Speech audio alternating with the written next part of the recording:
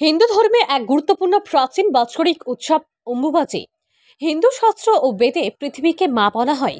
কথিত রয়েছে আষাঢ় মাসের মৃগশিরা নক্ষত্রের চতুর্থ পদে ঋতুমতী হন ধত্রী।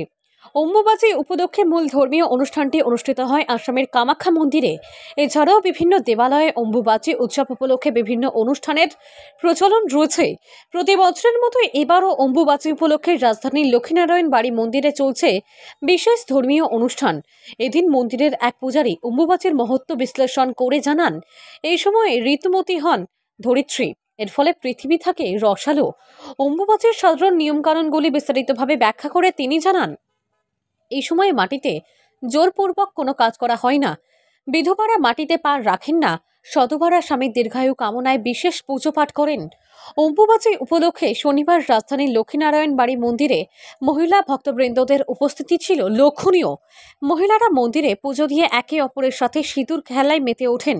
এই সিঁদুর খেলা প্রসঙ্গে এক মহিলা জানান, মূল অম্বুবাচীর অনুষ্ঠান হচ্ছে কামাখ্যা মন্দিরে, কিন্তু সেখানে যেতে না পারায় পুজো দিতে তিনি লক্ষ্মীনারায়ণ বাড়ির মন্দিরে এসেছেন। পুজো পাঠের পর স্বামী দীর্ঘায়ু এবং সন্তানদের মঙ্গল কামনায় সিঁদুর খেলায় মেতে উঠেছেন বলে জানান তিনি। উল্লেখ্য, হিন্দু ধর্মের অতি প্রাচীন পার্বণ হল অম্বুবাচী। এই পার্বণ ঘিরে আসামের কামাখ্যা মন্দিরে বিশাল মেলার আয়োজন হয়। এই মেলায় সাধু সন্ন্যাসী ও লক্ষ লক্ষ ভক্তের সমাগম হয়ে থাকে। যদিও অম্বুবাচী এক নাম নয়, স্থানভেদে বিভিন্ন নামে পরিচিত। কোথাও অমাবতী বলা হয়ে থাকে এই উৎসবকে, আবার কোথাও রজোৎসব নামে পরিচিত অম্বুবাচী উৎসব। আগামীকাল মঙ্গলবার সন্ধ্যা রাত পর্যন্ত চলবে এই অম্বুবাচী উৎসব। সিঁদুরখানা মানে অমাবস্যা আমাদের মহিলারা যারা আছে তাদের জন্য একটা বিশেষ দিন।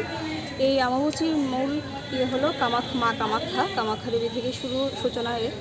তো এই অমাবস্যা 7 দিন ধরেই চলে। আমরা এখানে যারা আগরতলাবাসী আছি তারা সবাই লক্ষ্মীনারায়ণ বাড়িতে এসে আমরা তা উদযাপন করে থাকি প্রতি বছর।